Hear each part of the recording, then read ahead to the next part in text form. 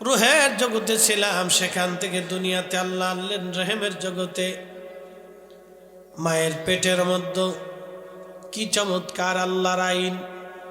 আল্লাহ পাক একটু শুকরানু থেকে আমার বডি নির্মাণ করলেন, রুহু নির্মাণ করেন নাই, বডি নির্মাণ করেছেন আল্লাহ। বাবার নির্গত খলাকাল ইনসানা মিন আলাক, খলাকাল ইনসানা মিন নুতফা। আল্লাহ পাক রব্বুল আলামিন মানব জাতিকে নুতফা থেকে, একটু পানি থেকে আমার আল্লাহ মায়ের পেটের মধ্যে তৈরি করতে লাগলেন। এই মায়ের পেটের ভিতরে রহমের জগতে আল্লাহ রব্বুল আলামিন আমাকে পৌঁছাইলেন মাত্র একটা শুকরানু দিয়ে। আল্লাহ আমার বডি তৈরি করতেন মায়ের পেটের মধ্যে। আচ্ছা আপনারা বলেন, বডিটা যে আল্লাহ নির্মাণ করলেন, শেষিজ আল্লাহ বানাইলেন, এটা কি ডাক্তারের আইন না আল্লাহর আইন? তার মানে রহমের জগতে আমাদের ক্ষমতা নাই, রুহের জগতে আমাদের ক্ষমতা নাই। মায়ের পেটের মধ্যে ছিলাম, কোনো ক্ষমতা আমার ছিল না, আপনারও ছিল না। মায়েরও কোনো ক্ষমতা নাই, বাবারও কোনো ক্ষমতা নাই, ডাক্তারও কোনো ক্ষমতা নাই। একেবারে নির্মল পরিচ্ছন্ন জায়গা। আল্লাহ আপনাকে কত সুন্দর করে রহমের জগতে আল্লাহ রাখলেন, কতই চমৎকার করে আল্লাহ পাক রাখলেন। এত সুন্দর যদি আল্লাহ পাক বানাইলেন, লাকাদ খালাকনাল ইনসানা ফি আহসানি তাকওয়িম।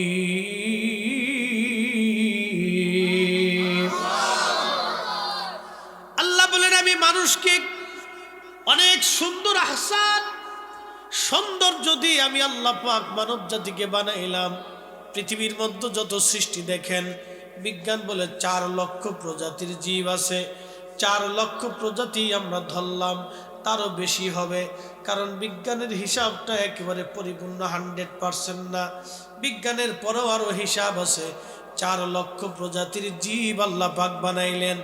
কোন জীবকে আল্লাহ পাক ফি আহসানি তাকওয়িম বলেন নাই, কিন্তু মানব জাতির বেলায় শুধু আল্লাহ পাক ফি আহসানি তাকওয়িম বলেছেন। তার মানে মানুষের চাইতে সুন্দর আর দুনিয়াতে কেউ নাই। কথা কোন ঠিক কিনা? এজন্যই আল্লাহ মানুষের সাথে প্রেম করেছেন। আল্লাহর ভালোবাসা কার সাথে হয়? জোরে বলেন। শাহজালালকে আল্লাহ বন্ধু বানাইছে, কথা ঠিক কিনা? শাহপরান রে আল্লাহ বন্ধু বানাইছে, কথা ঠিক কিনা? খাজা আজমিরিকে আল্লাহ বন্ধু বানাইছে, কথা ঠিক কিনা? হুজুর গাউসে পাকরে আল্লাহ তার বন্ধু বানাইছে, কথা ঠিক কিনা? এখন যে বন্ধু বানাইলো আল্লাহ, তো বন্ধু বানানোর আগে হুজুর গাউসে পাকের মাথার থেকে পা পর্যন্ত আল্লাহ তারে পাক সাফ বানাইয়া, কারণ আল্লাহ নিজে পাক, আল্লাহর বন্ধু যারা হবে তারাও পাক। কথা বোঝেন নাই মনে হয়? আল্লাহ নিজে নিষ্কলঙ্ক মুক্ত, আল্লাহর কোনো কলঙ্ক নাই, আইব নাই, দোষ নাই, ত্রুটি নাই, খাতা নাই, সব মুক্ত। আল্লাহ তার বন্ধুদেরকে এরকম মুক্ত বানাইয়া বন্ধু বানা। কথা কোন ঠিক কিনা? ওলি আল্লাহর নাম শুনলে অনেকে শরীরের ভিতরে চুলকায়। তোমারও তো চুলকাই কে?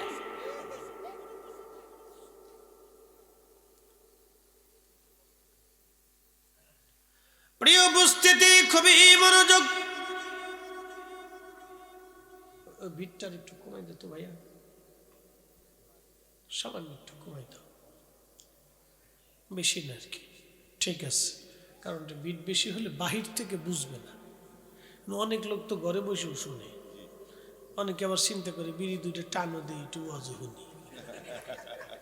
ওই কোনাত বইয়া টানতেছে, টানের কি সুখ দেখেন। শীতকাল না, চাদর এটা মোড়া দিয়ে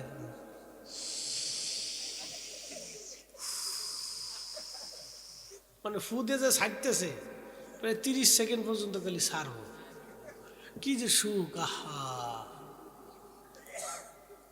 এটা জীবনে যত বিড়ি টেনে সুখ করছে, ততবার যদি সেজদার মধ্যে পড়িয়ে আল্লাহকে ডাক দিত, সে অলি হয়ে যেতে পারত। কথা কিন্তু খারাপ হয়নি, আপনি বুঝে আমার উত্তর দিয়ে। যত বিড়ি টান দিয়ে বিড়ি সাইডে দিয়ে সে যে পরিমাণে সুখ জোগাড় করছে, আহা, দুনিয়ার আর কোনো চিন্তা নেই। যখন সারে তখন দুনিয়ার চিন্তা নেই, যখন টানে তখন দুনিয়ার চিন্তা থাকে না। ওই অবস্থায় যদি সে সেজদা দিত তো অলি হয়ে যেত। কি কথা ঠিক কিনা? আরে বান্দা, তোমাকে আল্লাহ আদর করে দুনিয়াতে পাঠাইছে বিড়ি টানার জন্য।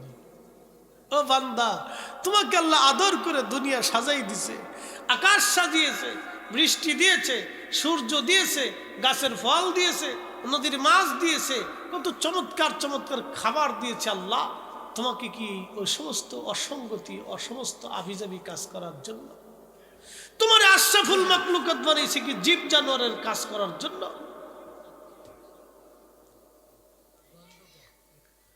প্রিয় উপস্থিতি, হাজিরিন, সময় আমার কম, কথা আমার বেশি। এই জন্য আমি মুক্তাসার মুকাদ্দমা দিয়ে সরাসরি আলোচনায় চলে গেলাম।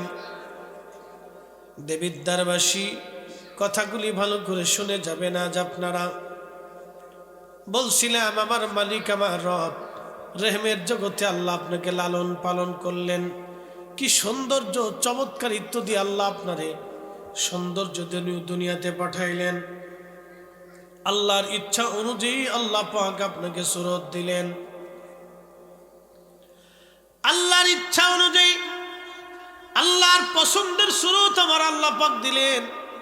মানুষের সুরতটা আল্লাহর নিজের একবারে খাস পছন্দ। একবার জোরে বলা যাবে মারহাবা। আমাদের সুরতটা কার পছন্দের? আল্লাহর নিজের একবারে পছন্দের সুরত দিয়ে আদম আলাইহিস সালামকে আল্লাহ নিজে কুদরতি হাতে বানাইছিলেন। আদম আলাইহিস সালামের সুরত, আমরার সুরত, বাপের সুরত, পোলার সুরত একই সুরত। আমাদের এই আকৃতি প্রকৃতি আল্লাহর ইচ্ছা অনুযায়ী হয়েছে। আল্লাহ নিজে ইচ্ছা করে আমাদের আকৃতি প্রকৃতি আল্লাহ তৈরি করছেন, যাহা কোন সৃষ্টিকে, কোন জাতিকে, কোন মাখলুককে আল্লাহ দেন নাই, শুধু মানুষকে ভালোবেসে দিয়েছেন। এই জন্য ভালোবাসেন যেমন, শাস্তিও তেমন। কি কথা কর না? ভালোবাসেন যেমন, শাস্তিটাও তেমন, খুব মজবুত শাস্তি। এই জন্য কিয়ামতের মাঠে হাসরবাসীদের বিচার যখন শেষ হয়ে যাবে, তখন নাফরমান যারা থাকবে, এই নাফরমানরা এই আপনার গোশতগুলি কামড়ায় কামড়ায় টেনে টেনে ছিঁড়ে ফেলবে, টেনে টেনে ছিঁড়ে ফেলবে। আর বলবে, আল্লাহ, আমরা কেন মানুষ হইলাম? আমরা যদি জীব জানোয়ার হইতাম তাহলে কতই না উত্তম হতো। আমরা কেন মানুষ হইছিলাম? কেন আল্লাহর আইন মানলাম না? কেন আল্লাহর বিধান মোতাবেক চললাম না? কেন আল্লাহর পথ অনুযায়ী চললাম না? সেই দিন তারা গোশতগুলি কামড়ায় কামড়ায় টেনে টেনে ছিঁড়ে ফেলবে আর আফসোস করতে থাকবে। সেই দিন তারা আফসোস করতে থাকবে, কোনো লাভ হবে না। কি কঠিন আফসোস তাদের হবে। আহা, এই আফসোসের কোনো শেষ নাই। দেবিদ্বারের মুসলমান, আল্লাহ রাব্বুল আলামিন রহিমের জগতের ভিতরে আল্লাহ আপনাকে রাখলেন। এখন প্রশ্ন করি, জবাব দিবেন। দুনিয়াতে আমরা রিজিক নিয়ে পারাপারি করি, জমি নিয়ে মারামারি করি, ঘর নিয়ে মারামারি করি, ব্যবসা নিয়ে মারামারি করি, জায়গা দখল নিয়ে মারামারি করি, আমরা চাকরি বাকরিতে মারামারি করি, প্রমোশন নিয়ে কারাকারি করি, বিদেশ যাইতে বেলা কারাকারি পারাপারি মারামারি করি, সামান্য চুল পরিমাণ নিজের ভাই ভাইকে ছাড়তে চায় না। 1 ইঞ্চি দিতে চায় না, কেন দেওয়া যাবে না। 1 ইঞ্চি, 1 ইঞ্চি। আমার ঢাকাতে এক ধনী ব্যক্তির মসজিদের সাথে মসজিদ মাত্র 4 আঙ্গুল, 4 আঙ্গুল মসজিদের সাথে মিশে গেছে। মসজিদ ধরেন 4 আঙ্গুল মসজিদ নিয়ে গেছে, অর্থাৎ বিল্ডিং ওঠানোর সময় 4 আঙ্গুল চলে আসছে। ওই বেটা 4 আঙ্গুল ছাড়লই না, তার বিল্ডিংটা মসজিদের উপরে গেঁথে দিল। না না না, সুবহানাল্লাহ কহেন না, সব কথা সুবহানাল্লাহ। 4 আঙ্গুল, এই ধরেন এই কাঠটা সমান মসজিদটা ধরেন ওনার জায়গার ভিতরে চলে আসছে, চিন্তা করতে পারে আল্লাহর ঘরটা চলে আসছে, যাক আমি 4 ইঞ্চি দিয়ে দিলাম। সেটা টানা দিয়ে করছে কি, উপরের বিল্ডিং, উনি এই 4 ইঞ্চির থেকে দেওয়াল গাচ্ছে, মানে মসজিদের ছাদের উপর থেকে 4 ইঞ্চির দেওয়াল উনি গেছে, মানে 4 ইঞ্চি ছাড়বে না।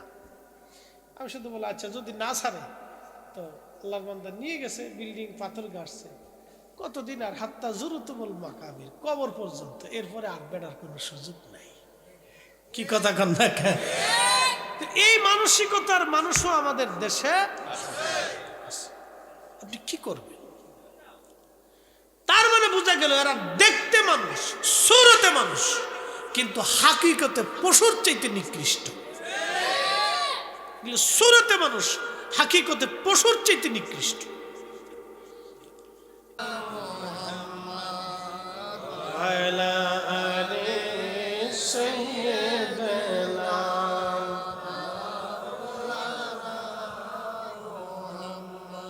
একসাথে জোরে বলি আল্লাহু আকবার। আমাদের এই সৌন্দর্য দিছে কে? আল্লাহ। কেন দিল? আল্লাহর ইবাদত করার জন্য। আমাদেরকে আল্লাহ বিনা উদ্দেশ্যে পাঠান নাই, একটা উদ্দেশ্য দিয়ে পাঠাইছে। আল্লাহর কোরআন বলল, ওয়ামা খালাকুতুল জিন্না ওয়াল ইনসা ইল্লা লিয়াবুদুন।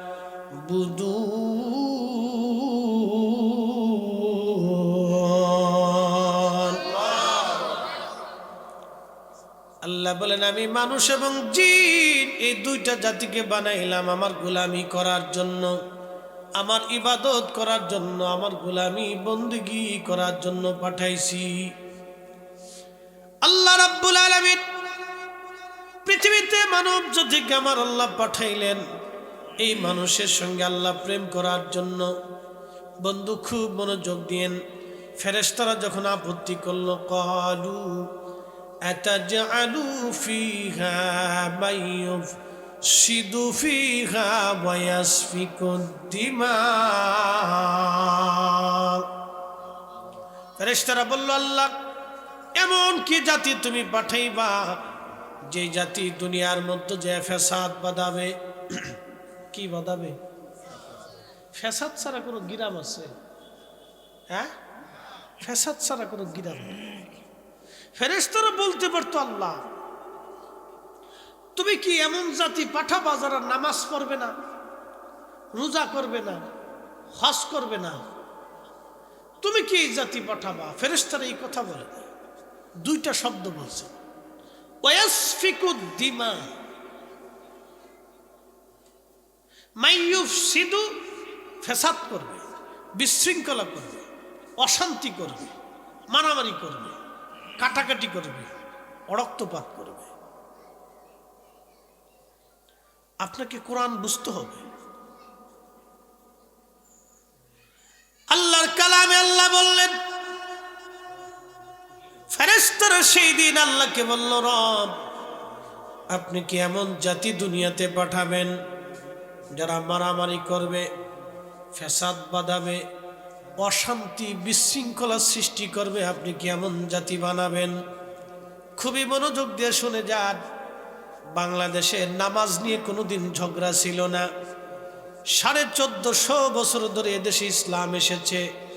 সাহাবীরা এই জমিনে কালেমার দাওয়াত নিয়ে এসেছিলেন। তারপরে বহু ওলিরা এসেছিলেন, শাহজালাল ইয়ামানি মুজাদ্দিদিও এসেছেন। কিন্তু শাহজালাল ইয়ামানি মুজাদ্দিদি রাষ্ট্রীয়ভাবে এদেশে ইসলাম প্রতিষ্ঠিত করেছেন। তিনি গোরগোবিন্দকে পরাজিত করে এই জমিনে কালেমার পতাকা উত্তোলন করেছিলেন। শাহজালাল ইয়ামানি মুজাদ্দিদির মতো এত ব্যাপকভাবে তার আগে কেউ পারে নাই, কিন্তু তারও আগে বহু অলির আগমনে দেশে এসেছিল। আল্লাহর ওলি শাহজালাল ইয়ামানি মুজাদ্দিদি 800 বছর আগে একটা কালেমা আনলেন। আজকে আমার দেশের যারা বুকে হাত বেঁধে নামাজ পড়ে, ওরা বলে এই কালেমা হবে না, মুহাম্মদুর রাসূলুল্লাহ পাশাপাশি লেখা যাবে না, এটা শিরিক। আমরা স্লোগানে লিখি নারে রিসালাত ইয়া রাসূলুল্লাহ। অনেকে বলে থাকে নারী তাকবীর আল্লাহু আকবার দেওয়া যাবে, নারাই রিসালাত ইয়া রাসূলুল্লাহ স্লোগান দেওয়া যাবে না। ওদেরকে জিজ্ঞেস করবো, বেটারে নারাই রিসালাত ইয়া রাসূলুল্লাহ স্লোগান কেন দিতে পারবো না? জমিন তো তোমার বাপের জমিন না, জমিন আল্লাহর। আল্লাহর হাবিবের স্লোগান আল্লাহর জমিনে চলবে, এই কথা বলেন ঠিক কিনা? জমিন কার? আইন চলে কার? আচ্ছা, আরেকটা কথা বল, আল্লাহর জমিনে আল্লাহর আইন চলার পরে আরেকজনের আইন চলে। আল্লাহর কুরআন বলল আতিউল্লাহ ওয়া আতিউর রাসূল, তোমরা আমি আল্লাহ মানার পরে নবী মানবা, আল্লাহ মানার পরেই নবী মানবা। লিতুমিনু বিল্লাহি ওয়া রাসূলিহি, আল্লাহর উপরে ঈমান আনার পরেই নবীর উপরে ঈমান আনবা। আল্লাহ মানার পরেই নবী মানবা, আল্লাহর উপরে ঈমান আনার পরেই নবীর উপরে ঈমান আনবা। আল্লাহ পাক রব্বুল আলামিন বলতেছেন ওয়ালিল্লাহিল ইজ্জাতি ওয়ালিল্লাহিল ইজ্জাতু ওয়ালিরাসূলিহি, ইজ্জত আমি আল্লাহর জন্য, আমি আল্লাহর পরে আমার নবীর ইজ্জত, ওয়ালি রাসূলিহি আমার রাসূলের জন্য। আল্লাহর পরে নবী, আল্লাহর পরেই নবী, আল্লাহর পরেই নবী। কোরআনে 40 আয়াতে আল্লাহ তার নামের পরেই রসুল শব্দ ব্যবহার করেছেন। আজানে আল্লাহর পরেই মুহাম্মদুর রাসূলুল্লাহ শব্দ ব্যবহার হয়েছে, একামতে ব্যবহার হয়েছে, খুতবায় হয়েছে, তাশাহুদে নবীর সালাম হলো। এত জায়গায় তুমি শিরিক পাইলা না, খালি নারায়ে রিসালাতের স্লোগান দিতে গেলে তুমি শিরিক খুঁজে পাও। তার মানে বোঝা গেল তুমি হলো বর্তমান জমানার ফিতনা ফাসাদকারী আজাজিলের দালাল। উচিত কথা বললেই মাই বেজার হয়ে যায়, উচিত বললেই মাই বেজার। দাবিদারের মুসলমান, জমিন আল্লাহর, আসমান আল্লাহর। আল্লাহর জমিনে আল্লাহর আইন মানার পরে আরেকজনের আইন মানতে হয়, তিনি আমার নবী। এই জন্য নবী ছিলেন সাহেবের শরীয়ত। কাবা শরীফে মক্কাতুল মুকাররমার দিকে আপনারা ফিরে নামাজ পড়েন কিবলামুখী হইয়া, ঠিক কিনা? আচ্ছা, আপনারা বলেন, আপনারা নামাজে দাঁড়াইলেন, ওযু আছে, এরপরে আপনার পোশাক ঠিক আছে, জায়নামাজ ঠিক আছে, নামাজের ভিতরে বাহিরে 17 ফরজের মধ্য দিয়ে দাঁড়াই গেলেন, কিন্তু 17 ফরজের মধ্যে একটা ফরজ বাদ গেল। সেই ফরজের নাম হলো কিবলামুখী হইয়া নামাজ পড়া। এখন আপনি কিবলার দিকে না ফিরে যদি উত্তর দিকে ফিরে নামাজ পড়েন, আপনি জানেন এই দিকে কিবলা, কিন্তু আপনি ঘুরে গেছেন ডান দিকে, নামাজ হবে? জোরে বলে, জোরে। কিন্তু এই 17 ফরজের এক ফরজ, এই ফরজটা হয়েছে আমার নবীর ইচ্ছা। একসাথে বলবেন আল্লাহু আকবার। কার ইচ্ছা? আল্লাহর রাসূলের ইচ্ছা। আমাদের এই দিকের কিবলাটা ছিল বাইতুল আকসার দিকে। নবী বাইতুল আকসার দিকে ফিরে ফিরে নামাজ পড়েন, কিন্তু নামাজে বারবার আসমানের দিকে তাকায়। যদিও চেহারা বাইতুল আকসার দিকে, কিন্তু আমার নবীর মনটা কিবলার দিকে। আল্লাহ ডাক দিলেন, হাবিব আপনি বারবার আসমানে তাকান, আপনার মন কিবলার দিকে ঘুরে আসে।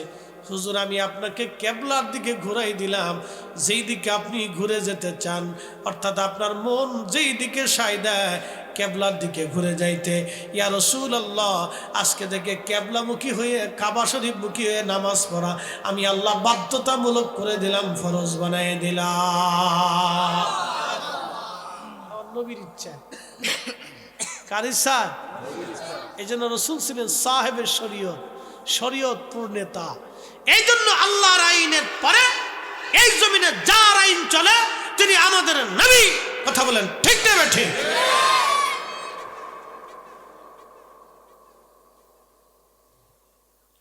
নবীদারের মুসলমান, অনেক লম্বা কথা, এদিকে আর ফিরে না, মূল আলোচনার দিকে যাচ্ছি। আমরা মানুষ, আল্লাহ মানুষ বানাইয়া দুনিয়াতে আমরারে পাঠাইলেন। মায়ের পেটের মধ্যে আল্লাহ চক্ষু দিলেন, ডাক্তারের আইনে না আল্লাহর আইনে? বুঝে যাবেন। মায়ের পেটের মধ্যে আল্লাহ আপনার আমার হাত আঙ্গুল টাঙ্গুল যা কিছু দিলেন, এটা কি ডাক্তারের পরামর্শে না আল্লাহর আইনে? মায়ের পেট থেকে দুনিয়াতে আল্লাহ পাক আমাকে আপনাকে পাঠাইলেন, এটা কি ডাক্তারদের আইনে না আল্লাহর আইনে? আল্লাহর আইনে আল্লাহ পাঠাই দিলেন। প্রিয় উপস্থিতি, শুধু পড়াইলে তো হবে না, ওদেরকে খেলাধুলার সময় দেওয়া লাগবে, ওদেরকে মেধা বিকাশ অর্থাৎ প্রকৃতি সৌন্দর্য ঘুরে ফিরে এইগুলি দরকার আছে বাচ্চাদের। এই জন্য যার বয়স যতটুকুন তার ততটুকুন বিদ্যায় মাথায় ভার দিতে হবে, এর বেশি দিয়ে দিলে বিরাট বড় বিপদ। কেউ যদি বোঝা নিতে পারে 1 মন, তার উপরে 4 মন চাপাই দিলে তার বিপদ। লোড যে যতটুকুন নিতে পারবে সে ততটুকু। আচ্ছা আপনারা বলেন তো, 6 বছরের মেয়ে বিয়ে দিলে বাচ্চা পাওয়ার আশা করা যায়? হ্যাঁ, তার বিয়ে দেওয়া যায়, ও বিয়ের কিছু বুঝে। 6 বছরের বাচ্চা মেয়ে বিয়ে দিলে যে অবস্থা হয়, ও ছোট্টকালে ম্যাজিস্ট্রেট বানানোর চিন্তা করলে সেই অবস্থায় হয়। যার যার অনুভূতি তাকে সেইভাবে লোড দিত। প্রিয় উপস্থিতি, খুব মনোযোগ। আল্লাহ রাব্বুল আলামিন পৃথিবীতে মানব জাতিকে পাঠাইলেন। মানব জাতিকে পাঠাই আমার আল্লাহ রাব্বুল আলামিন কি জন্য পাঠাইলেন? আল্লাহর উদ্দেশ্যই মানুষ আল্লাহর গোলামি করবে। তার মানে আমরা ছিলাম রূহের জগতে, আসলাম আমি রেহেমের জগতে। এরপরে আমি যে জগতে আসলাম, এই জগতের নাম দুনিয়ার জগৎ। দুনিয়া পাওয়ার পরে আমি আগের সবগুলি ভুলে গেলাম, পরের গুলিও আমি ভুলে গেলাম। আল্লাহ দুনিয়ার জগতে আসার পরে আল্লাহ জানে মানব জাতি ভুলে যাবে, মানুষের স্মরণে থাকবে না। সেই জন্য আল্লাহ ১৬ লক্ষ নবী পাঠাইয়া, আসমানি কিতাব পাঠাইয়া আল্লাহ পাকে মানব জাতিকে সতর্ক করে বললেন, বান্দা আমি তোমাকে সৃষ্টি করেছি, আমি তোমাকে আইন দিয়েছি, আমি তোমাকে খাবার দিয়েছি, আমি তোমাকে রিজিক দিয়েছি, তোমরা আমি আল্লাহর ইবাদত করবে। এই জন্য আল্লাহর কোরআন বলো, আ'বুদুল্লাহ ওয়ালা তুশরিকু বিহি শাইয়্যান ওয়া বিল ওয়ালিদাইনি ইহসানা। আ'বুদুল্লাহ দিয়ে আল্লাহ বলেন, বান্দা আল্লাহর ইবাদত করো, আমি মালিকের ইবাদত করো, আমি রবের ইবাদত করো, আমি আল্লাহর ইবাদত করো তুমি, আমি আল্লাহর ইবাদত করো, আমি আল্লাহর ইবাদত করো তুমি। ওয়ালা তুশরিকু বিহি শাইয়্যা, ইবাদত তো করবাই, আমি আল্লাহর সাথে কাউকে শরীক করবে না, আমি আল্লাহর সাথে শিরিক করবে না। আমি আল্লাহ তো আল্লাহ, আমি আল্লাহ তো আল্লাহ, আমি আল্লাহর প্রতি পরিপূর্ণ ইয়াকিন তুমি রাখবা। আচ্ছা বলেন তো, যিনি রিজিক দেন সে মালিকের নাম? হ্যাঁ, জোরে বলতো। মাছে ডিম দেয়, মাছে যে ডিম দেয় এটা কি ডাক্তারের আইনে না আল্লাহর আইনে? জমিনে পানি হয়, বৃষ্টি হয়, এটা কি বাংলাদেশের আইনে না আল্লাহর আইনে? এখন যে শীতকাল আসলো, এই শীতকালের পরে আর একটা কাল আসবে বসন্ত, এরপরে গ্রীষ্ম, তারপরে বর্ষা। এই কালগুলি কি আমাদের আইনে না আল্লাহর আইনে? সব কিছু যদি আল্লাহর আইনে চলে, তাহলে বলেন আমাদের জীবনও চলবে কার আইনে? আল্লাহর। আল্লাহর আল্লাহর। এই ছোট্ট কথাটা আমাদেরকে বুঝতেই হবে। আল্লাহর সৃষ্টির সব আল্লাহর আইনে চলে।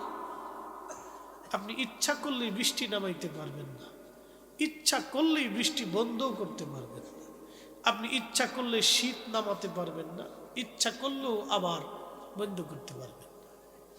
বলেন এখন আজকে জানুয়ারির প্রথম 1 জানুয়ারি, এ সময় কথা হলো একবারে বেশি কনকনে ঠান্ডা পড়ার কথা, কিন্তু আমি ওয়াজ করতেছি, শরীর আমার ঘামতেছে। আমার শরীর ঘামতেছে, তো এখন ঠান্ডায় আমাকে জ্যাকেট গায়ে দিয়ে একবারে কুচুমুচু হয়ে কথা বলার কথা ছিল, কিন্তু আমি ঘামতেছি।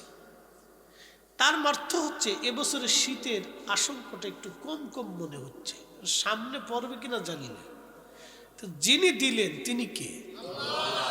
সারা বাংলাদেশের সব মানুষ ইচ্ছা করলে কি শীত টেনে আনতে পারবে? কোনো শক্তি নেই। আল্লাহর সৃষ্টির উপরে আমাদের কোনো কর্তৃত্ব নেই, কোনো কর্তৃত্ব নেই। আমাদের নিজেদের প্রতি আমাদের কর্তৃত্ব নেই। বলেন, চোখ একটা নষ্ট হয়ে গেলে আপনি ইচ্ছা করলে কি ভালো করতে পারবেন? অসম্ভব। আমার চোখের উপরে কর্তৃত্ব নেই, আমার দাঁতের উপরে কর্তৃত্ব নেই, আমার জিহ্বার উপরে কর্তৃত্ব নেই, আমার জবানের উপরে কর্তৃত্ব নেই, আমার শরীরের উপরে আমার নিজেরই কর্তৃত্ব নেই। জ্বর অসুস্থতা হলে ইচ্ছা করলে আপনি সুস্থ হতে পারবেন। এদেশে বহু মানুষ অসুস্থ হয়ে দিনের পর দিন, বছরের পর বছর পড়ে আছে। একদিন এক ভদ্রলোক অসুস্থ দেখতে গেছি, 4 বছর বিছনায় পড়ে আছে একটানা। কথা বলতে পারে, খাইতে পারে, সব পারে, বসতে পারে না, হাঁটতে পারে না, চলতে পারে না, সব ঠিক আছে। বলতেছে, জিজ্ঞেস করলাম কি রোগ আপনার? বলল, হুজুর, ঘাড় থেকে মাজা পর্যন্ত একটা রগ চিকুন। এই একটা রোগের জন্য আমার সমস্ত শরীর আজকে একবারে পরিপূর্ণ বিছনাতে, আমি বসতেও পারি না, চলতেও পারি না, সব ঠিক আছে।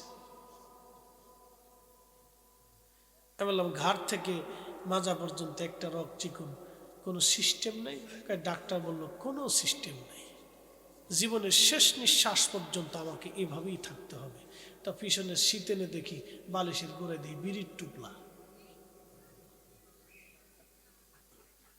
আমি শেষে জিজ্ঞেস করলাম, বাবা বিড়ি খান?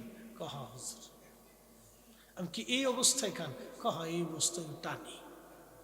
বললাম, বাপরে বাপ, আল্লাহ আপনার রগ বাঁকা করে দিয়ে বিছনাপিত্রে না ফেলাইলে যে দুনিয়াত কি করতেন আল্লাহ জানে।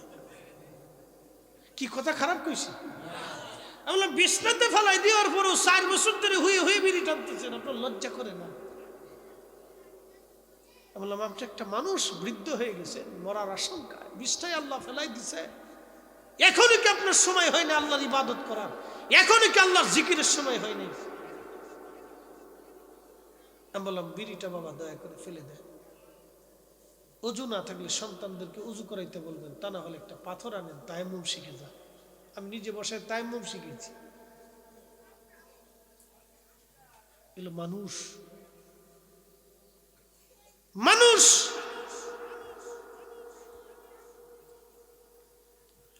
প্রিয় উপস্থিতি, খুব মনোযোগ দিয়ে,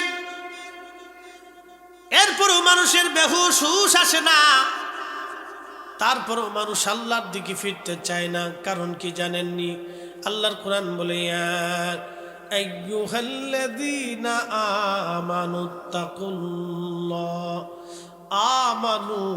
আমানুত্তাকুল্লাহ হাক্কা তুকাতিহি।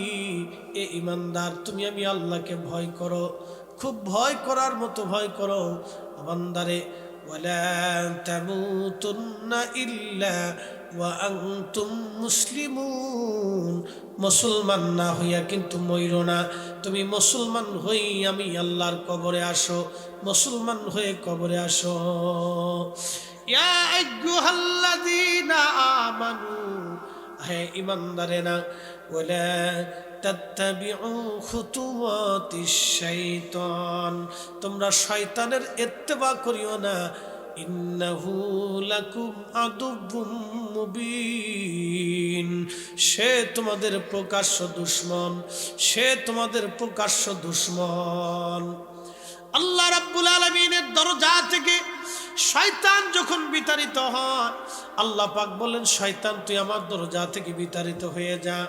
শয়তান ডাক দিল, রব, 9টা লক্ষ বছর আমি তোমারে সেজদা দিয়েছি, 9টা লক্ষ বছর সেজদা দিতে দিতে তুমি আমারে মুআল্লিমুল মালায়েকা বানিয়েছিলা, চ্যান্সেলর অফ মালায়েকা, সমস্ত ফেরেশতাদের চ্যান্সেলর তুমি আমারে বানাইছো। 4টেখানি কথা না, চ্যান্সেলর অফ মালায়েকা, সৃষ্টির কোটি কোটি ফেরেশতা, কত কোটি পৃথিবীর সব মানুষের হাতে যদি খাতা কলম দেওয়া হয় আর ফেরেশতা যদি গুনে গুনে হিসাব করতে বলা হয়, পৃথিবীর সমস্ত মানুষ ফেরেশতা গুনে গুনে শেষ করতে পারবে না। আল্লাহ পাক এত পরিমাণে ফেরেশতার মুআল্লিম আল্লাহ তারে বানাইলেন। এই আযাজিল ইবলিস আর সে মুআল্লার নিচে আল্লাহ পাক যখন সে মুআল্লিমুল মালায়েকা ছিল, তখন ইয়াকুত জমররদ দিয়ে তাকে একটা মিম্বর বানাই দিয়েছিল, সিংহাসন, এরকম স্টেজ বানাই দিয়েছিল আমার আল্লাহ সে আল্লাহর নিচে। ওই স্টেজে প্রধান অতিথির আসনে, প্রধান আলোচকের আসনে বসিয়া ইবলিস আযাজিল মুআল্লিমুল মালায়েকা তখন ওয়াজ করত। ইবলিসের ওয়াজ শুনে শুনে কোটি কোটি ফেরেশতারা চোখের পানি ফেলে ফেলে কাঁদতে থাকতো। ওয়াজ তখন হইছে, এখন হইতেছে। তার মানে বোঝা গেল ওয়াজ তখনও ছিল। মুআল্লিমুল মালায়েকা, চ্যান্সেলর অফ মালায়েকা ওয়াজ করত, কোটি কোটি ফেরেশতারা তার ওয়াজ শুনে কাঁদতে থাকত। কি পরিমাণে ইজ্জত আর সম্মান আল্লাহ আযাজিলকে দিয়েছিল। আদম বানানোর পরে আল্লাহ পাক বললেন, আদম সামনে রেখে আল্লাহ পাক সমস্ত ফেরেশতাদেরকে হুকুম দিল, উসজুদু উসজুদু লি আদম, তোমরা আদমের দিকে সেজদা দাও। আদমকে সেজদা দিতে বলেন নাই, আদমের দিকে তোমরা সেজদা দাও। সেজদাটা আদমের জন্য না, সেজদার মাসজুদ ছিল আল্লাহ, হাকিকতে সেজদা ছিল আল্লাহর জন্য। আল্লাহ ছিল সেই দিন কাবা, আল্লাহ ছিল সেই দিন মাসজুদ, সেজদার মালিক ছিল আমার আল্লাহ, কেবলা ছিল আদম সফিউল্লাহ। একবার জোরে বলা যাবে কে মারহাবা। সেজদার মালিক কে? জোরে বলেন কে? কে? কে? কেবলা কে? আদম। কেবলা কে? এখন আপনারা কাবার দিকে ঘুরে সেজদা দেন, সেজদা কি কাবাকে দেন না আল্লাহকে দেন? তাহলে সেজদার মালিক কে? কেবলা কে? কাবা। কেবলা কাবা, আল্লাহ না। কেবলা হলো কাবা শরীফ। কাবা শরীফ হলো দিক, দিক। আমরা কাবার দিকে ফিরে সেজদা দেই। সেজদা কাকে দেয়? আল্লাহকে। ওই দিন ফেরেশতারা সেজদা দিল আল্লাহকে, কিন্তু কাবা ছিল আদম। বন্ধুগণ, সেই দিন আল্লাহ বলে উসজুদু লি আদম, আদমের দিকে তুমি সেজদা দাও। সব ফেরেশতারা সেজদা দিল, ইল্লা ইবলিস। ইবলিস সেজদা দিল না। আল্লাহ ডাক দিলেন, আযাজিল সেজদা কেন দিলি না? আযাজিল ডাক দেখো, আল্লাহ আল্লাহ তুমি আমারে বানাইছো আগুন দিয়া, আদমরে বানাইছো মাটি দিয়া। আল্লাহ আমি আযাজিল কি করে আদমকে সেজদা দিব বলো? ওর চাইতে আমি উত্তম। নাউজুবিল্লাহ। আস্তে কেন? আরো জোরে বলেন। কোন বক্তা যদি বলে আমি ওর চাইতে ভালো বক্তা, তাহলে বুঝবেন এটা আযাজিল। এই কথা কর না কেন? কোন বক্তা দেখবেন, অনেক বক্তা এসে আমার নামটা নিচে কে, বুঝবেন এটা শয়তান। এটা কি? শয়তান। জোরে বলেন। শয়তান। শয়তান। এক কথায় শেষ। আমার চাইতে কাউকে অধম মনে করলেই সে শয়তান। কোন ফির সাহেব যদি কয় যে না আমি ওর চাইতে ভালো ফির, তাহলে বুঝবেন ওই ফিরে শয়তান। কথা বুঝছেন নি? এই সূত্র মনে রাখবেন। কোন ইমামে যদি কয় না ওর চাইতে আমি ভালো ইমাম, তাহলে বুঝবেন ওই ইমাম শয়তান। কোন ইমাম যদি আইসে বলে না এই ইমাম আপনাদের লোক ভালো না, ওর চাইতে আমি ভালো ইমাম, তাহলে বুঝবেন এটা শয়তান। নিজেকে উত্তম ভাবা, নিজেকে বিরাট বড় ভালো ভাবা, অন্যকে ছোট মনে করা, এটা হলো শয়তানের কাজ, শয়তানের স্বভাব। কথা কর না কেন? ঠিক কিনা? এটার নামই অহংকার। এই অহংকার যার জীবনে আসছে তার ধ্বংস ছাড়া আর কিচ্ছু কিচ্ছু।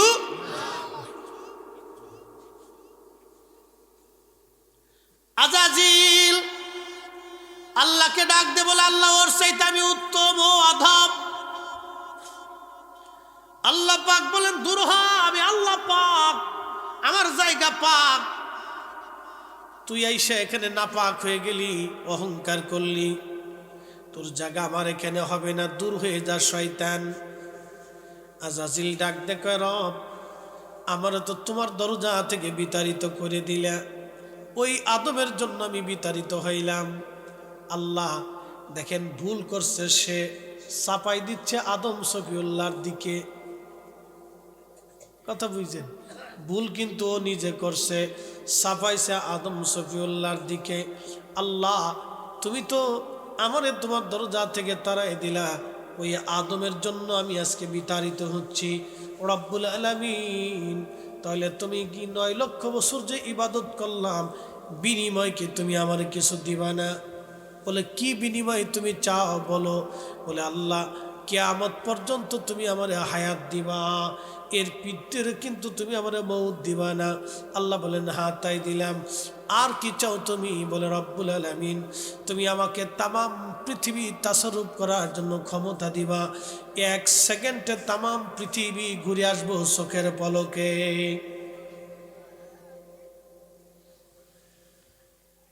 এক পলকে তামাম সৃষ্টি ঘুরে আসবো। সুবহানাল্লাহ কইলেন না? এই গতি, এই শক্তি যিনি সৃষ্টি করলেন সেই মালিকের নাম কি? আল্লাহ। এই রাত যিনি সৃষ্টি করলেন সেই মালিকের নাম কি? আল্লাহ। দিন যিনি সৃষ্টি করলেন সেই মালিকের নাম কি?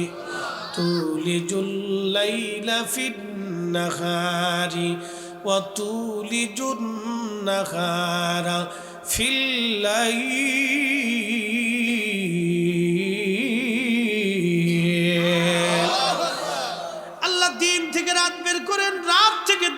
করেন। পৃথিবীর কোনো ব্যক্তি, কোনো ক্ষমতা, কোনো গোষ্ঠী, জাতিসংঘ আর আমেরিকার রাশিয়া বলেন, পৃথিবীর পরাশক্তিগুলি বলেন, সব যদি এক জায়গা হয় তাহলে রাতকে দিন বানাইতে পারবে না, দিনকে রাত বানাইতে পারবে না। তাহলে এবার বলেন ইবাদত হবে কার? সেজদা হবে কার? হুকুম মানব কার? আল্লাহু আকবার। যদি বুঝে যান তাহলে কালকে থেকে নামাজ কাজা হবে না।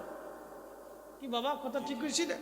যদি বুঝে যান তো নামাজ কাজা হবে না, যদি বুঝে যান তো আর মানুষ ঠকাবেন না, যদি বুঝে যান তাহলে হালাল খাইয়া জীবন করতে হবে।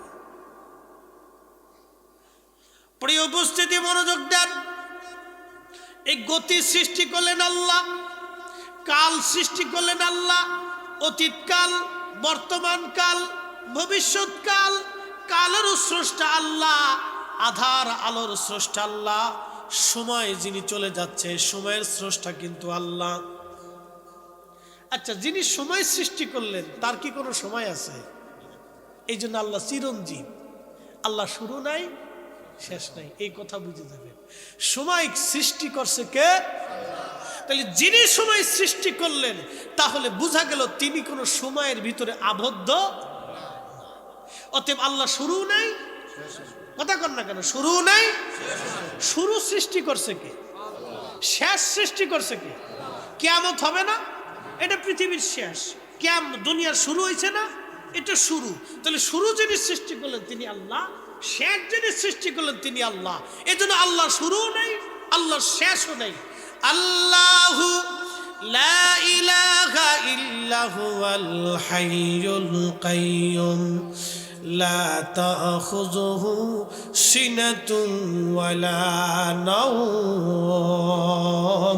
একবার জোরে বলা যাবে কি আল্লাহু আকবার।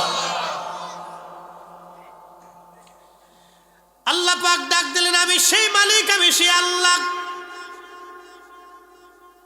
আমি সেই মালিক যিনি চিরঞ্জীব, চিরস্থায়ী। আমি আল্লাহর কোনো ঘুম নাই, আমি আল্লাহর কোনো দুর্বলতা নাই। আচ্ছা, আমাদের দুর্বলতা আছে না নাই? ঘুম আছে না নাই? বাবাজি, একটানা 3 রাত যদি না ঘুমান, 3 দিন যদি না ঘুমান, পরে পাগল হয়ে যাবেন। দেখবেন আপনি পাগলের মতো হয়ে গেছেন, অস্থির হয়ে গেছেন, পেরেশান হয়ে গেছেন। যত ভালো খাবারই খান, পৃথিবীর সবচেয়ে দামি খাবারও যদি আপনি খান, 3 দিন যদি আপনার ঘুম না আসে, আপনি পাগলের মতো হয়ে যাবেন, অস্থির হয়ে যাবেন, পেরেশান হয়ে যাবেন। আপনার জীবনে মনে হবে যে অস্থিরতা, এর চেয়ে অভিশাপ কিচ্ছু নেই। এই ঘুমের মালিককে, শক্তির মালিককে। শক্তি যিনি সৃষ্টি করলেন তিনি আমার আল্লাহ, ঘুম যিনি সৃষ্টি করলেন তিনি আল্লাহ, দুর্বলতা যিনি সৃষ্টি করলেন তিনি আল্লাহ। এই জন্য আল্লাহ বলছেন লা তাখুযুহু সিনাতুন ওয়ালা নাওম। আল্লাহর কোনো দুর্বলতা নাই, আল্লাহর কোনো তন্দ্রা নাই, আল্লাহর কোনো ঘুম নাই, কোনো বিশ্রাম লাগে না। বিশ্রাম সৃষ্টি করছে কে? এগুলি সব থেকে আল্লাহ মুক্ত। যেটা আল্লাহ সৃষ্টি করছে সেটা থেকে আল্লাহ মুক্ত। এজন্য আল্লাহ আল্লাহ আল্লাহ এক বাক্যে বলছেন কুল হুয়াল্লাহু আহাদ, আল্লাহ এক, আল্লাহুস সামাদ, লাম ইয়ালিদ ওয়া লাম ইউলাদ ওয়া লাম ইয়াকুল লাহু কুফুয়ান আহাদ। একবার জোরে বলা যাবে কি আল্লাহু আকবার। সুন্দর ফুল, সুন্দর ফল, মিঠা নদীর পানি, খুদা তোমার মেহেরবানি, খুদা তোমার মেহেরবানি। বলেন সুন্দর ফুল, সুন্দর ফল, মিঠা নদীর পানি, খুদা তোমার মেহেরবানি, খুদা তোমার মেহেরবানি। তুমি কতই দিলে রতন, ভাই বাড়াদার পুত্র স্বজন। বলেন তুমি কতই দিলে রতন, ভাই বাড়াদার পুত্র স্বজন।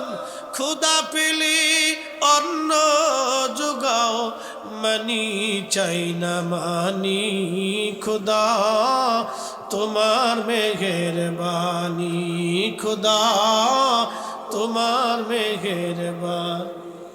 শ্রেষ্ঠ নবী দিলাম রে তরিয়ে নিতে রোজ হাসরে। বলেন না ইয়া রাসূলুল্লাহ। শ্রেষ্ঠ নবী দিলাম রে তরিয়ে নিতে রোজ হাসরে। পথ না ভুলি তাই তো দিলে পাক কুরআনের বাণী, খুদা তোমার মেহেরবানি, খুদা তোমার মেহেরবানি। সুন্দর ফুল, সুন্দর ফল, মিঠা নদীর পানি, খুদা তোমার মেহেরবানি, খুদা তোমার মেহেরবানি। বন্ধু এইভাবে যদি আল্লাহর পরিচয় আমি আপনাদের সামনে তুলে ধরি, সারা রাত সারা দিন চলে যাবে। আল্লাহর পরিচয় দিতে দিতে সব শেষ হয়ে যাবে, পরিচয় দেওয়া শেষ হবে না। তাহলে এক বাক্যে আল্লাহ বলেন আবুদুল্লাহ ওয়ালা তুশরিকু বিহি শাইয়া। আমি আল্লাহর ইবাদত করবে, আমি আল্লাহর সমকক্ষ কাউকে মনে করা যাবে না। কথা বলেন ঠিক কিনা? অনেকে বলে আমরা পীর পূজা করি, পীরের পূজা করি। তাদের একটা শব্দ, এই শব্দ দিয়ে আমাদেরকে ধোঁকা দিতে চায়। আচ্ছা আপনারা বলেন আমরা পীরকে পূজা করি না ভালোবাসি? ভালোবাসি। সন্তান যদি মাকে ভালোবাসে তাহলে কি মায়ের পূজা হয় না? কথা বুঝেন নাই? আবার বলি, সন্তান যদি মার খেদমত করে তাহলে সন্তান মার পূজা করে না? কি করে? সন্তান মাকে সেবা করে, খেদমত করে, মার পা ধুয়ে দেয়, গোসল করায় দেয়, কাপড় ধুয়ে দেয়, চিকিৎসা করায় দেয়, মার যা যা প্রয়োজন আছে সন্তান এটিকে পুরা করে। ওয়াসাল কারণে ছিলেন পৃথিবীর মধ্যে সন্তান হিসেবে মায়ের খেদমতকারী এক নাম্বার। পৃথিবীতে ওয়াসাল কারণের মতো মায়ের সেবাকারী আর কোন সন্তান জন্ম হবে না। এতই মায়ের সেবাকারী ছিলেন ওয়াসাল কারণী। মা ছিল অন্ধ, কাঁধে করে নিয়ে ওয়াসাল কারণী যেখানে যাইতেন মাকে কাঁধে করে নিয়ে আমরা দেখে অনেক সময় দেখবেন বাচ্চাদেরকে কোলে করে নিয়ে, ব্যাগ আছে না, নতুন বের হয়েছে না, আগেও ছিল, এখন অত্যাধুনিক প্রযুক্তির সিস্টেম হয়েছে, ব্যাগের ভিতরে বইরিয়া বাচ্চা কাচ্চা নিয়ে মারা ঘুরতেছে, স্কুলে যাইতেছে, বিভিন্ন জায়গায় যাচ্ছে। এত কোলে করে রাখা যায় না তো, ব্যাগের ভিতরে ঢুকাই দিয়ে বসাই দিয়ে চলতেছে। তুয়াশাল কান্নি মারে পিঠের মধ্যে ওইভাবে বাইন দিয়ে সারা এলাকা ঘুরতে। আসতে হয়ে গেল কেন? এরকম আর একটা সন্তান পৃথিবীতে জন্ম হবে না। মাকে এইভাবে কাঁধে করে নিয়ে ঘুরতেন, মরুভূমি থেকে মরুভূমি, পাহাড় থেকে পাহাড়, যেখানে যাইতেন মারে গোসল করাইতেন, তেল দিতেন, চুল আশ্রয় দিতেন, খাবার রান্না করে মাকে খাওয়াই দিতেন, ঘুম পাড়াই দিতেন, বিছনা বানাইতেন। মা তো অন্ধ, চোখে দেখতো না। মা সন্তানকে ওয়াইস মা যেইভাবে পালন করছেন, ওয়াইসাল কান্নি মাকে সেইভাবে লালন পালন করতেন। এই জন্য আল্লাহর কোরআন বলল, রাব্বির হামহুমা কামা রব্বায়ানি সগীরা। আল্লাহ, তুমি আমার বাবা মাকে সেইভাবে জান্নাতে লালন পালন করো যেইভাবে আমার বাবা মা ছোট্টকালে আমাকে লালন পালন করেছে। আপনার মা আপনাকে দুলিয়ে দুলিয়ে পায়খানা পেশাব সাফ করে দিয়া, শরীরে তেল মালিশ করে দিয়া, আপনার গোসল টোসল করাইয়া কোলের মধ্যে নিয়ে মা দোলায় দোলায় দোলায় দোলায় ঘুম পাড়াইছে। সামান্যতম কষ্ট মা আপনাকে করতে দেয় নাই, সামান্য কষ্ট মা আপনাকে হতে দেয় নাই। আজকে আপনি সন্তান বড় হয়ে গেলেন, মা আপনার বৃদ্ধ হয়ে গেল, আপনি স্ত্রী পাইয়া মা থেকে জুদা হয়ে গেলেন, মা থেকে আলাদা হয়ে গেলেন। আপনি নিজে রান্না করে আলাদা খান, মাকে আলাদা রান্না করে খাওয়ানোর ব্যবস্থা করে দিছেন। আপনার মতো আজাজিল আর দুনিয়াতে একটাও নাই। কথা কন না কে? বুঝে তারপরে বাজ্যে, এটার নাম অকৃতজ্ঞতা, নাফরমানি। এটার নাম বেঈমানি, এটার নাম বেঈমানি, নাফরমানি, বেঈমানি। মুসলমান, আল্লাহ বেঈমানি পছন্দ করে না। আল্লাহর দরবারে বেঈমানের কোনো জায়গা নাই, মুনাফিকের কোনো জায়গা নাই। ইন্নাল মুনাফিকিনা ফিদ্দারকিল আসফালি মিনান নার। বন্ধুগণ আমার, আল্লাহর কোরআন বলতেছে মুনাফিকের জায়গা জাহান্নামের সবচেয়ে নিম্নতম জায়গা। এটার নাম বেঈমানি, এটার নাম বেঈমানি। বন্ধু আমার, খুব মনোযোগ দিয়ে কথাগুলি শুনবেন। হযরত ওয়াসাল কারনী রাদিয়াল্লাহু আনহু সারা জীবনে এইভাবে মার খেদমত করেছেন। আল্লাহর নবীকে একটা বারের জন্য তিনি দেখতে আসতে পারেন নাই মায়ের কারণে। একবার অন্যজনের দায়িত্ব মাকে দিয়ে তিনি এসেছিলেন। তখন আল্লাহর নবী তাবুকের যুদ্ধের ময়দানের অভিযানে চলে গিয়েছিলেন। আর ওয়াসাল কারনীর সঙ্গে নবীর দেখা হলো না, একটা হাদিসও শুনলো না, কোরআনের একটা আয়াতও শুনলো না নবীর জবান থেকে। একটা নজর নবীকে দেখার সুযোগও তার কোনোদিন হলো না। কিন্তু আল্লাহর নবী সহিহ মুসলিমে কিতাবুল ফাযাইল ওয়া সাহাবিন নবীর মধ্যে লেখেন, ও ওমর আর আলী, তোমরা শুনে রাখো, আমার ওয়াসাল কারনীর সঙ্গে যদি তোমাদের দেখা হয়ে যায়, তাহলে আমার ওয়াসাল কারনীর কাছ থেকে তোমরা ক্ষমার দোয়া নিবে, মাগফিরাতের দোয়া নিবে। আর আমার ওয়াসকে বলবে আমার উম্মতের জন্য যেন ক্ষমার জন্য দোয়া করে দেয়, কারণ আমার ওয়াসাল কারনী মালিকের দরবারে হাত বাড়াইতে দেরি হবে, আমার আল্লাহ হাত কবুল করতে দেরি করবে না। একবার জোরে বলা যাবে আল্লাহু আকবার। মায়ের খেদমতের দাম কত খালি বুঝে দাও, কৃতজ্ঞতার দাম কত। কৃতজ্ঞতা, এটার নাম কৃতজ্ঞতা। আজাজিলের জীবনে ভুল ছিল, সে কৃতজ্ঞ ছিল না। আজাজিলকে আল্লাহ মুআল্লিমুল মালায়েকা বানিয়েছে, সর্বশ্রেষ্ঠ বানিয়েছিল। কিন্তু আল্লাহর প্রতি কৃতজ্ঞ না হওয়ার জন্য কি করলো? শয়তান হয়ে গেছে। আল্লাহরে ডাক দেখ, আল্লাহ কিয়ামত পর্যন্ত হায়াত দাও। আল্লাহ বলে দিলাম, আর কি চাও? तमाम পৃথিবী ঘুরে আসবো, ক্ষমতা দাও। এক সেকেন্ডে, অর্থাৎ এক মুহূর্তে, বলে তাও দিলাম। আর কি চাও? বলে আল্লাহ আমাকে রক্তের শিরা দিয়ে ঢুকে তোর বান্দার কাল পর্যন্ত পৌঁছানোর শক্তি দাও। চিন্তা করতে পারছেন? ও আপনার রক্তের শিরার ভিতরে ঢুকবে, ঢুকে রগের ভিতরে শিরার ভিতর দিয়ে চলাচল করে আপনার কাল পর্যন্ত আসবে। এইখানে এসে কালবের গোড়ায় বসে বসে সে খামসি দিয়ে গরুর আড়ালি চিনেননি আপনারা? এটা কি কয় কুমিল্লায়? আমরা ফরিদপুরও আড়ালি কয়। আচ্ছা, কুমিল্লাতেও আড়ালি বলে। তো এই গরুর আড়ালি যেমন দেখবেন গরুর শরীরের মধ্যে খামসি দিয়ে পড়ে থাকে, রক্ত খাইতে থাকে, চুষতে থাকে, কথা ঠিক কিনা নেই? তো ওই আঠালির মতো জোকের মতো শয়তান ওইভাবে কালবের গোড়ায় বসে থাকে, খামচি দিয়ে ধরে থাকে আর বলে নামাজ পড়িস নে, ঘুমা, রোজা রাখিস নে, চলে যা, হজ করিস নে, জাকাত দিস নে, হারাম খা, গুনাহ কর, মানুষ ঠকা। এইভাবে বান্দাকে ধোঁকা দিতে থাকে, ধোঁকা দিতে থাকে, মিথ্যা বল, ধোঁকা দিতে থাকে।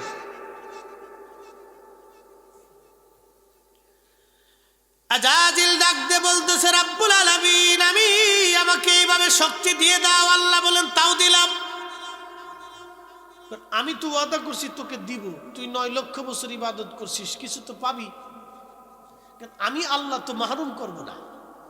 আল্লাহ কি কাউকে মাহরুম করে? কি কথা কন না কেন, করেনি? আচ্ছা বলেন তো, সনাতন ধর্মের যারা বিশ্বাস করে তাদের 33 কোটি দেবতা আছে, তারা এক আল্লাহকে মানে না, তা পর্যন্ত আল্লাহ কি আজ পর্যন্ত খাবার বন্ধ করে রাখছে? খ্রিস্টানরা আল্লাহ মানে, কিন্তু আল্লাহ ছেলেপুলা বউ বাচ্চা কাছে আছে এটা বিশ্বাস করে, আল্লাহ খাবার বন্ধ করছে? ইহুদিরা আল্লাহ মানে, কিন্তু আল্লাহ ছেলেপুলা বউ বাচ্চা কাছে আছে বিশ্বাস করে, আল্লাহ খাবার বন্ধ করছে? শিখেরা আল্লাহ মানে না, বৌদ্ধরা বৌদ্ধরে ভগবান বা স্রষ্টা সৃষ্টি যাই বলুক তাদের ভাষায় তারা মানে, কিন্তু আল্লাহকে আল্লাহ মানে না। খাবার বন্ধ করে দিছে? দেয় নাই।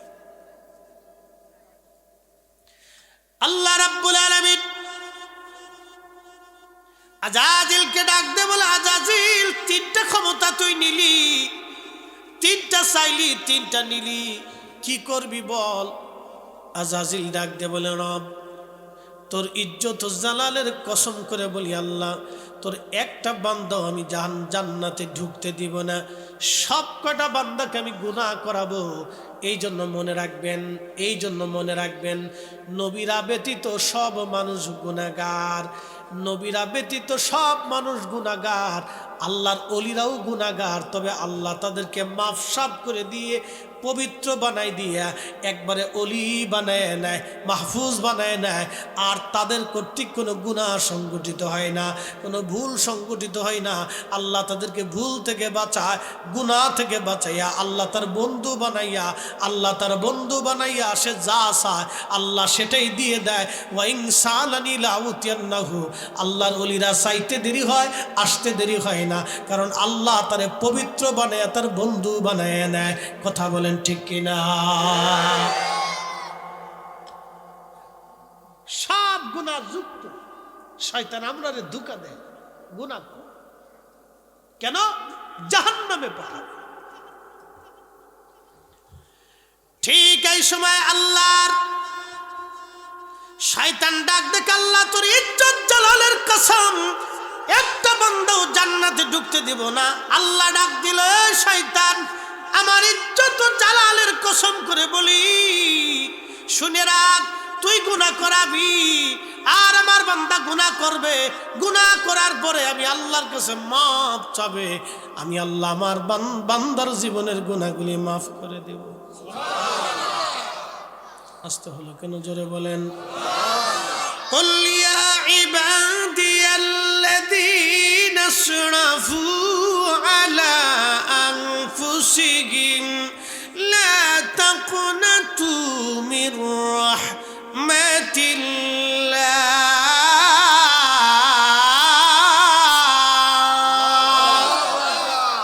হুজুর আপনি বলে দেন, আমার বান্দারা নফসের সাথে যত জুলুম করুক, যত গুনাহ করুক, তারা যেন আমি আল্লাহর রহমত থেকে নিরাশ না হয়। ইন্নাল্লাহ ইয়াগফিরুয যুনুবা জামিআ, নিশ্চয় আমি আল্লাহ আমার বান্দার জীবনের সব গুনাহগুলি মাফ করে দিব, সব গুনাহগুলি মাফ করে দেব। একবার চিৎকার মেরে জোরে বলেন আল্লাহু আকবার। এখন আপনাদেরকে বলি, গুনাহ মাফ চাইতে হলে হাত বাড়াইতে হবে নি? জোরে বলেন, একসাথে বলেন। এখন যারা বন্ধ করার জন্য উঠে পড়ে লাগছে, বোঝা গেল তারাও শয়তানের দালাল। আস্তে ঠিক বললেন কেন? জোরে বলেন ঠিক কিনা? যারা এই দোয়া বন্ধ করে দেওয়ার জন্য উঠে পড়ে লাগছে, সব শয়তানের দালাল, সব কটাই শয়তান।